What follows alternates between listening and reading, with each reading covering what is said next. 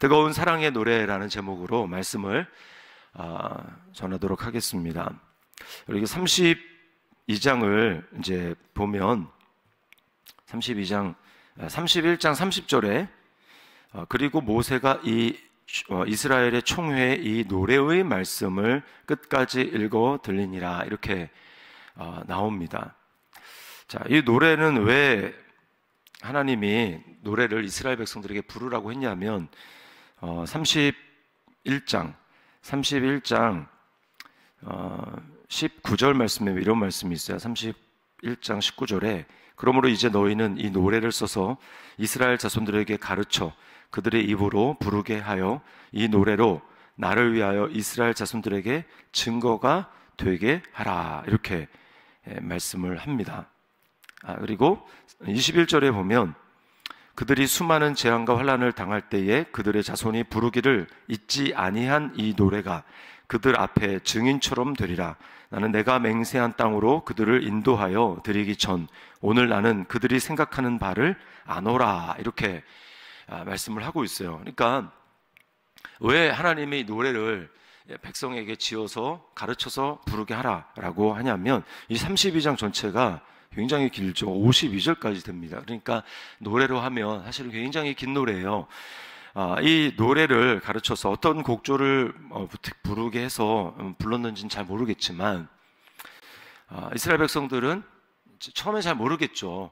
이 노래를 그냥 계속해서 부르게 하고 이 노래가 또 자녀들에게 또 불려지고 또 그 자녀들에게 불러지고 계속 이게 노래를 부르는데 이 노래의 핵심이 이제 어제는 어떤 말이었습니까? 14절까지가 하나님의 축복에 관한 것이었어요. 하나님이 그들에게 이런 놀라운 축복을 하셨다. 마치 독수리의 새끼가 보금자리를 어지럽게 해서 그 독수리를 새끼들을 보호하는 것 같이 하나님께서 이스라엘 백성들을 그렇게 보호하셨다. 눈동자같이 지키고 보호하셨다라고 하는 내용이고 오늘은 어떻습니까? 오늘은 이스라엘이 반역했다라는 겁니다. 반역했다. 15절 말씀해 보면 그런데 여수론의 기름짐에 발로 찼도다. 내가 살찌고 비대하고 윤택함에 자기를 지으신 하나님을 버리고 자기를 구원하신 반석을 업신여겼도다. 이렇게 이야기를 합니다. 이건 지금 이 노래가 어떤 기능을 하는 것이냐면 이 당시에는 성령이 없지 않습니까? 성령이 없는 시대이기 때문에 하나님이 이들이 이제 깨닫는 그런 마음이 참 갖기가 어렵습니다. 그러니까 하나님이 외적인 방편을 통해 가지고 그들이 노래를 계속해서 부를 때 축복의 때는 잘 모르죠. 그러나 오늘 하나님이 이스라엘 백성들이 반역함으로 말미암아 하나님께서 이스라엘 백성들을 진노하시죠. 그래서 나라가 망하고 너희가 쫓겨가고 막 이런 일을 당하게 될 때 그때 이제 노래를 부르지 않습니까? 그러면 그때서야 비로소 깨닫게 되는 겁니다. 우리가 노래를 부르는데 이런 이유가 있었구나. 하나님이 이 노래를 가르쳐 주신 이유가 있구나라고 하는 것을 비로소 그들이 노래를 통해서 알게 되는 겁니다. 노래가 교훈이 되어서 그들로 하여금 선지자들처럼 깨닫게 하는 그런 역할을 감당하게 하는 것이죠. 다른 방법이 없는 것입니다. 하나님이 그들이 깨닫고 하나님의 마음이 어떤지를 알릴 수 있는 다른 방법이 없었던 거예요. 자, 반역한 이유가 무엇입니까? 살찌매라고 하죠. 살찌매. 이 풍족하게 되니까 풍족하고 하나님 말고 의지할 것들이 점점 많아지게 되니까 그들이 하나님을 버렸다라는 겁니다. 이게 직접적인 이유예요. 그러나 근본적인 이유는 무엇입니까? 그들 자체가 원래 죄악된 족속이고 패역한 하나님을 경외하는 마음이 없는 그런 사람들이란 겁니다. 그래서 20절 말씀에 보면 그가 말씀하시기를 내가 내 얼굴을 그들에게서 숨겨 그들의 종말이 어떠함을 보리니 그들은 심히 패역한 세대요 진실이 없는 자녀이미로다. 패역하고 진실이 없기 때문에 그들에게 결국은 하나님께 반역을 하게 되더라는 것입니다. 그러니까 본질 자체가 그런 거예요. 그러니까 하나님을 반역하게 됐다라는 겁니다. 환경이 딱 그런 환경이 주어지자마자 하나님을 버리고 하나님을 배반하는 그런 일이 일어난 것입니다. 그럼 반역의 본질은 무엇인가? 그건 다른 신을 섬기는 겁니다. 하나님이 아닌 다른 신을 섬기는 거예요. 16절에 보면 그들이 다른 신으로 그의 질투를 일으키며 가증한 것으로 그의 진노를 격발하였다라고 이야기를 합니다. 17절에는 귀신들이라고 합니다. 귀신들에게 제사했다라고 하고 또 그들이 알지 못하던 신들이었다라고 이야기를 합니다. 또 21절에는 뭐라고 얘기합니까? 그들이 하나님이 아닌 것으로 내 질투를 일으켰다. 하나님 아닌 그런 대상을 에게 향하여서 하나님께 결국은 등을 돌리고 반역했다라고 하는 겁니다. 반역의 대상은 그들의 하나님이었습니다. 하나님은 17절에 특별히 뭐라고 합니까? 뒤에 후반절에 보면 17절에 관한 18절에 너를 낳은 반석을 내가 상관하지 아니하고 너를 내신 하나님을 내가 잊었도다. 그들에게, 이스라엘 백성들에게 하나님은 어떤 존재입니까? 반석이에요, 반석. 그러니까 반석이 없으면 그들은 서지 못하는 거죠. 그러니까 땅이 꺼져가지고 서지 못하는, 그들이 살아가며 살 수 있는, 걸어갈 수 있는 그들의 토대, 그리고 그들을 낳았다라고 이야기를 합니다. 그러니까 생존의 근원이 되는 그런 하나님을 그들이 버렸다라는 거죠. 그래서 하나님은 어떻게 합니까? 지금 계속해서 진노, 질투, 미움, 경노, 분노의 불, 이런 것을 하나님 계속해서 말씀하고 있습니다. 막 부글부글 하나님이 그들을 향해서 끓는 거예요. 다른 신을 향해서 그들이 섬기기 때문에 내가 이 모든 은혜를 그들에게 베풀었음에도 불구하고 그들이 나 아닌 다른 신, 하나님이 될 수 없는 것들, 가증한 것들, 그런 것들을 섬김으로 말미암아 하나님 마음속에 어떻습니까? 하나님은 질투하는 하나님이죠. 소멸하는 불이십니다.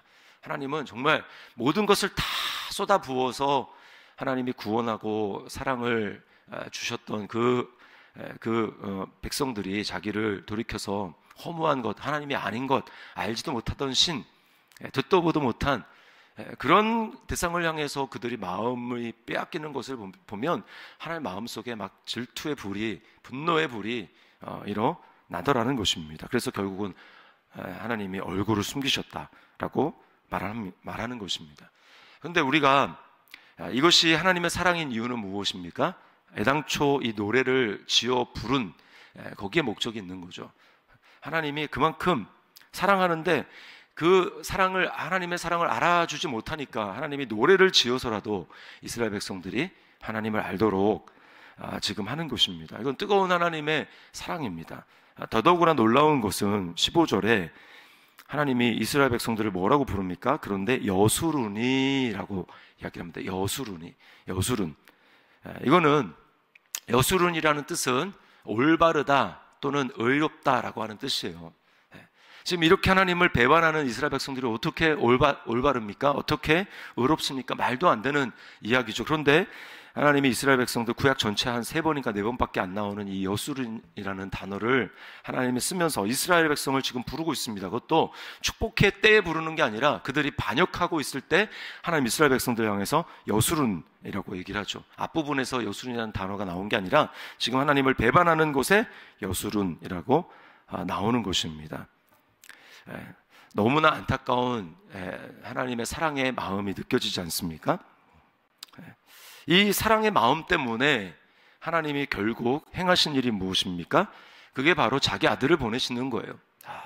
자기 아들 아니면 이 방법이 없다, 소망이 없기 때문에 하나님께서 결국은 자기 아들을 보내시는 것입니다. 새 언약을 이루기 위해서 이스라엘 백성들의 마음의 할례를 베푸시고 그들에게 하나님의 영을 주어서 하나님의 마음을 알게 하시는 것이죠. 이거는 하나님의 마음을 알고 하나님의 사랑을 알고 하나님의 은혜를 아는 것은 하나님의 영이 부어지는 것 외에는 다른 방법이 없습니다. 인간의 생각으로 하나님의 마음을 알 수가 없는 거예요.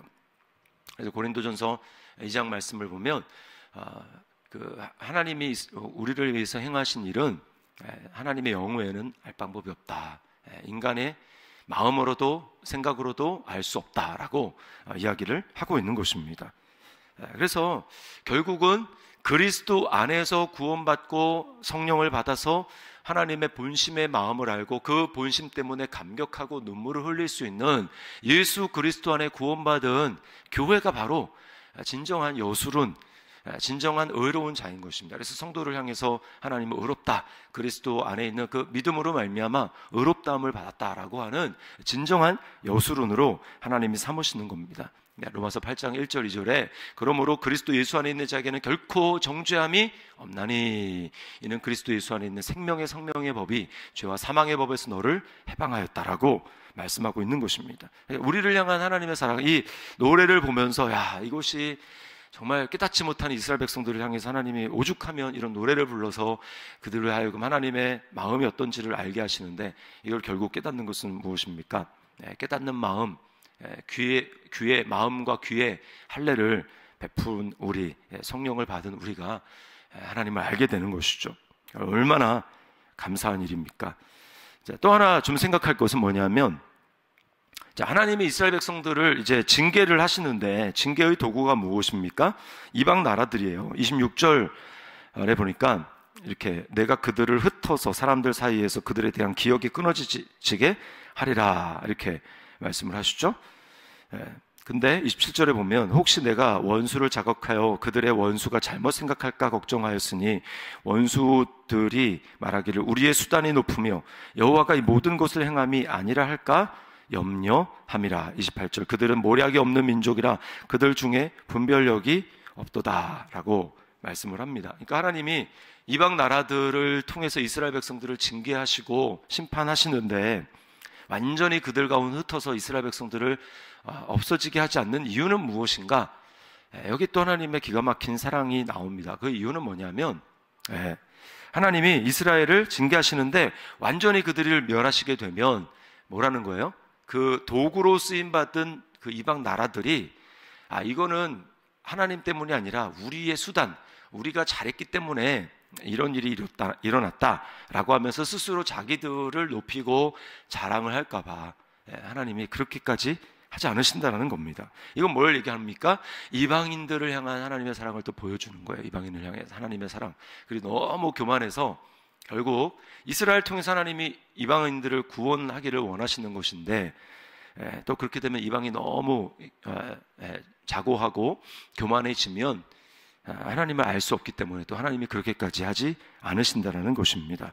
이방인들을 향한 하나님의 사랑의 마음을 보여주시는 것이죠. 그러면 우리가 이것을 통해서 아는 것은 무엇입니까? 모든 거 다 하나님이 하시는구나 라고 하는 것을 알 수 있습니다.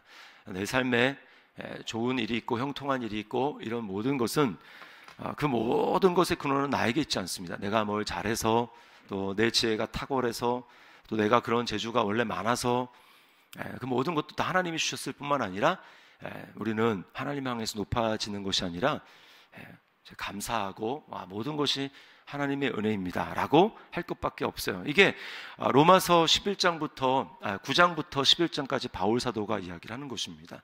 우리는 돌 감람나무였는데 하나님의 은혜로 접붙임을 받아서 참 감람나무에게 이렇게 접붙임을 받은 거죠.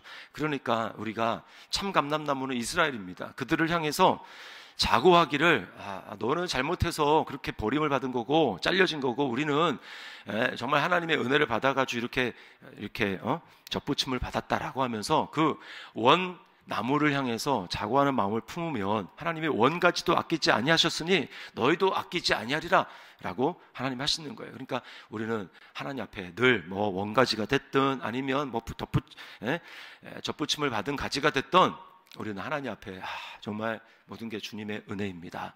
나는 아무것도 아닙니다 라고 하는 그런 마음을 가지고 하나님 앞에 감사하며 주님의 그 사랑의 본심을 알고 감사하는 마음, 찬양하는 마음, 그런 마음으로 우리는 살아야 됩니다. 이것이 바로 성령을 받아서 하나님의 마음을, 본심을 아는 그 은혜를 아는 자의 반응인 것입니다. 오늘 이 하나님의 뜨거운 사랑의 노래를 기억하면서 우리 하나님 앞에 감사와 찬양과 또 겸손한 마음으로 주님을 높이는 하루가 될 수 있기를 주님의 이름으로 축원합니다.